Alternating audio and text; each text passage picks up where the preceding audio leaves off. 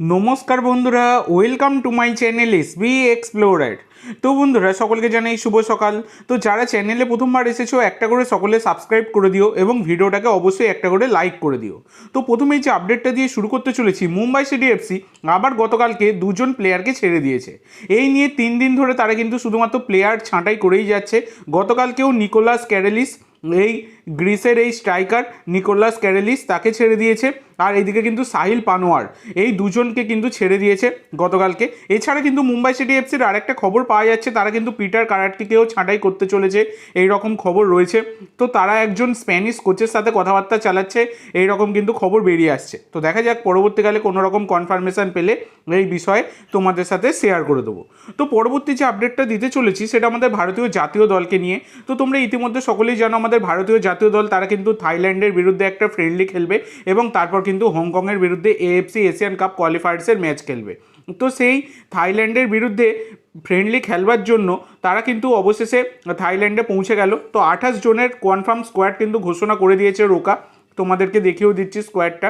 তো 28 জন এই স্কোয়াড নিয়ে কিন্তু ফ্রেন্ডলিও খেলবে আর এদিকে এফসি এশিয়ান কাপ কোয়ালিফায়ার্সের ম্যাচও খেলবে।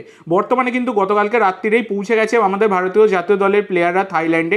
দুখানা ম্যাচই অ্যাওয়ে রয়েছে। তো থাইল্যান্ডে ম্যাচ খেলার পর আবার কিন্তু আমাদের ভারতীয় জাতীয় দলের প্লেয়াররা তারা হংকংয়ে যাবে, সেখানে কিন্তু তারা ম্যাচ খেলবে।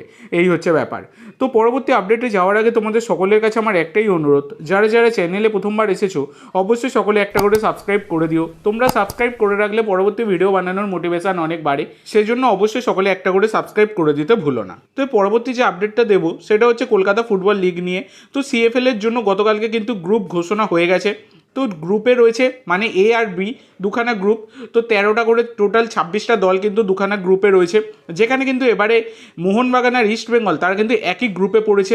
এবারে কিন্তু গ্রুপ স্টেজেই মোহনবাগান ইস্টবেঙ্গলের মধ্যে আমরা ডার্বি ম্যাচ সিএফএলে দেখতে চলেছি। তো জুনিয়র প্লেয়াররা খেলবে মোহনবাগান এবং ইস্ট বেঙ্গলের। তো তারা কিন্তু এবারে একটা ডার্বি আমরা দেখতে চলেছি এই গ্রুপ স্টেজে, যেটা কিন্তু একটা বড় খবর। শোনা যাচ্ছে 25শে জুন থেকে কিন্তু শুরু হতে চলেছে সিএফএল, এই রকমই খবর রয়েছে। তো পরবর্তী যে আপডেটটা তোমাদেরকে দিতে চলেছি সেটা হচ্ছে আদ্রিয়ান লুনাকে নিয়ে। তো এই আদ্রিয়ান লুনাকে তোমরা সকলেই চেনো। 33 বছর বয়সী উরুগুয়ের এই অ্যাটাকিং মিডফিল্ডার, যার মার্কেট ভ্যালু 5.6 কোটি টাকা। তো তিনি কিন্তু অ্যাটাকিং মিডফিল্ড ছাড়া রাইট উইঙ্গার লেফট উইঙ্গে খেলতে পারেন। বর্তমানে যুক্ত রয়েছেন কেরালা ব্লাস্টার এফসির সাথে এবং কেরালার সাথে তার কিন্তু 2027 সাল অবধি চুক্তি রয়েছে। তো এর আগেও আদ্রিয়ান লুনাকে নিয়ে আমি তোমাদের সাথে আপডেট শেয়ার করেছি যে লুনা তিনি নিজেও কিন্তু বর্তমানে দাঁড়িয়ে যা সিচুয়েশান, তিনি নিজেও কেরালায় থাকতে চাইছেন না, বা কেরালা ম্যানেজমেন্টও তাকে নিয়ে মানে পরবর্তী সিজনের জন্য খুব একটা আগ্রহী নয়, এই রকমই কিন্তু খবর রয়েছে। তো সেক্ষেত্রে আদ্রিয়ান লুনাকে যদি রিলিজ করে দেয় কেরালা ব্লাস্টার এফসি, আইএসএল থেকে দুখানা বড় ক্লাব তারা কিন্তু একদমই ভালোভাবে নজর দিয়ে বসে রয়েছে আদ্রিয়ান লুনার ওপর। মানে তাকে ছেড়ে দেওয়ার ধান্দা করলেই তারা কিন্তু তুলে নেবে। যেখানে মুম্বাই সিটি এফসি আর এফসি গোয়া তারা কিন্তু একদমই রেডি হয়ে বসে রয়েছে, ছেড়ে দিলেই কিন্তু মারামারি লেগে যাবে কে লুনাকে দলে নেবে এইটা নিয়ে। তো দেখা যাক আদ্রিয়ান লুনা তাকে কেরালা ব্লাস্টার এফসি শেষ মুহূর্তে গিয়ে ছেড়ে দেয় কিনা, এবং লুনা তাকে আমরা দেখতে পাই কিনা আইএসএল এর নতুন কোনো দলে, সেটা এখন দেখার বিষয়। এর পরবর্তী যে আপডেটটা তোমাদের সাথে শেয়ার করতে চলেছি সেটা হচ্ছে মোহনবাগানের পর এবার কিন্তু সঞ্জীব গোয়েঙ্কার আর একটা দল লখনৌ সুপার জায়ান্ট কাঁপানোর জন্য কিন্তু বিনয় চোপড়াকে সিইও করলো এলএসজি ম্যানেজমেন্ট। তো এই হচ্ছে ব্যাপার। তো এই জিনিসটা দেখো, মোহনবাগানের দলের হয়ে কিন্তু যথেষ্ট সাফল্য পেয়েছেন বিনয় চোপড়া। বিনয় চোপড়া ব্যাপারটা কি, দলের পিছনে থেকে কাজ করেন এবং মারাত্মক মারাত্মক ডিল তিনি কিন্তু ক্র্যাক করেছেন। যে ডিলগুলো কার্যত অসম্ভব সেই ডিলগুলোকে ক্র্যাক করেন এই বিনয় চোপড়া মোহনবাগানের হয়ে। সেই কারণেই মোহনবাগানে কিন্তু এতটাই সাফল্য রয়েছে, যেটা কিন্তু এলএসজি পাচ্ছে না। সঞ্জীব গোয়েঙ্কা এখানে মোহনবাগানে ইনভেস্ট করছেন, করে কিন্তু মোহনবাগান দল যথেষ্ট সাফল্য পাচ্ছে, কিন্তু লখনৌ সুপার জায়ান্ট যেটা আইপিএলের দল সেই দল কিন্তু সাফল্য পাচ্ছে না। সেই কারণে এই ডন ভিসি তাকে কিন্তু মানে এলএসজি সিইও হিসাবে নিয়োগ করলো সঞ্জীব গোয়েঙ্কা। তো বিনয় চোপড়া দেখা যাক তিনি মোহনবাগান দল কাঁপানোর পর এবার এলএসজি দল কাঁপাতে পারেন কিনা। আগামী সিজনে এলএসজি দল কেমন খেলে সেটা এখন দেখার বিষয়। তো তোমাদের কি মনে হয়, ডন ভিসি তিনি কি মোহনবাগানের মতো এলএসজিকেও কাঁপানোর মতো টিম বানিয়ে দেবেন, সেটা এখন দেখার বিষয়। তো তোমাদের কি মনে হয় অবশ্যই সকলে কমেন্ট করে জানিও। তো এর পরবর্তী যে আপডেটটা তোমাদেরকে দিতে চলেছি সেটা হচ্ছে আজকের লাস্ট আপডেট, এবং গতকাল থেকে একটা নাম খুবই ঘোরাফেরা করছে, যে বিদেশিটার নাম হচ্ছে তিরোনে ডেল পিনো।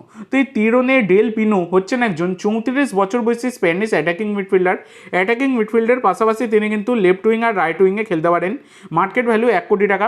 বর্তমানে তিনি যুক্ত রয়েছেন ইন্দোনেশিয়ার ক্লাব পারসিবের সাথে। যে পারসিব দল থেকেই ইন্দোনেশিয়ার এই ফার্স্ট ডিভিশন ক্লাব পারসিব দল থেকেই গত সিজনে আলবার্টো রড্রিগেজকে মোহনবাগান দলে নিয়েছিল, সেই দলের এই প্লেয়ার এই তিরনে। তো এই ডেল পিনোর সাথে কিন্তু একসাথে আলবার্টো রড্রিগেজ মানে বর্তমানে মোহনবাগানের মনস্টার ডিফেন্ডার আলবার্টো রড্রিগেজ তারা কিন্তু একসাথে ইন্দোনেশিয়ার লিগে খেলেছেন এই পারসিব দলের হয়ে। তো এই তিরনের ওপর ইন্টারেস্ট রয়েছে নাকি মোহনবাগানের এবং মোহনবাগানের লিঙ্ক আপ রয়েছে, এটা কিন্তু গতকালকে ইন্দোনেশিয়ার একটি মিডিয়া তারা রিপোর্ট করে এবং তারপরে কিন্তু শোরগোল পড়ে যায়। তো দেখো 34 বছর বয়স হিসাবে তোমরা অনেকেই হয়তো ভাববে যে এতটা বয়স, তো দেখো এই প্লেয়ারটির ক্ষেত্রে বয়সটা ম্যাটার করছে না, কারণ এই প্লেয়ারটির কোয়ালিটি রয়েছে। 34 বছর বয়স হলে কী হবে, ইন্দোনেশিয়ার এই ক্লাব পারসিবের হয়ে 31টা ম্যাচ খেলেছেন ইন্দোনেশিয়ান লিগে, যেখানে 18টা গোল 8টা অ্যাসিস্ট, মানে 31টা ম্যাচে 26টা গোলের কন্ট্রিবিউশন কিন্তু তার রয়েছে।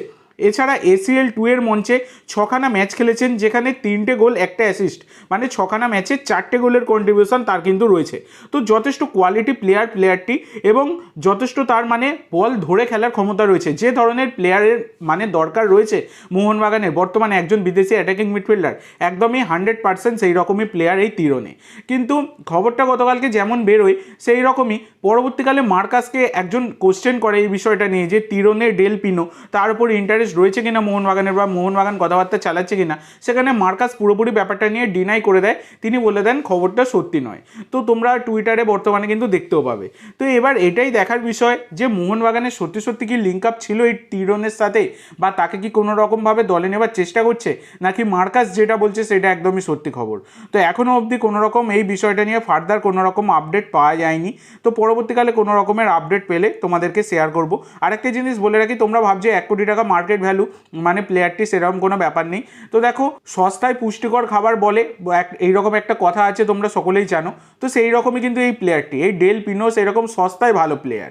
তো এবার দেখার বিষয় যে মোহনবাগান ম্যানেজমেন্টের পরবর্তী কী রয়েছে, পরবর্তী কী আপডেট আসে, অবশ্যই আমি তোমাদের সাথে শেয়ার করে দেবো। তো আজকের জন্য এইটুকু বন্ধুরা। ভিডিওটি ভালো লাগলে অবশ্যই লাইক করো, শেয়ার করো। আমার চ্যানেলে প্রথমবার এসে থাকলে চ্যানেলটি সাবস্ক্রাইব করো আর কমেন্ট করে জানাও ভিডিওটি কেমন লাগলো। ধন্যবাদ।